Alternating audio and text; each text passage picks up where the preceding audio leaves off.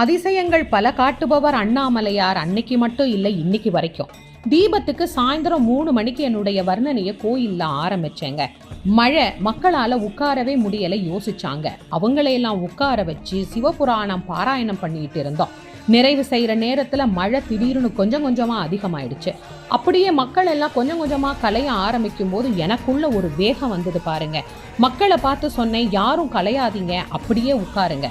அண்ணாமலையாரே, உன்னத்தான் தஞ்சம்னு அடைஞ்சு நாங்கெல்லாம் வந்திருக்கிறோம். நாங்கெல்லாம் நனைஞ்சுதான் தீபம் பார்க்கணும்னு நீ நினைச்சினா நாங்க நனையிறோம். நாங்க நல்லபடியா நனையாம தீபம் பார்க்கணும்னு நீ நினைச்சினா இந்த மழையை நிறுத்தி எங்களுக்கு அருள் செய் அப்படின்னு எல்லாரும் அண்ணாமலையாருக்கு அரோகரா அரோகரா அரோகரான்னு சொல்ல சொல்ல மழை நின்னே போச்சு.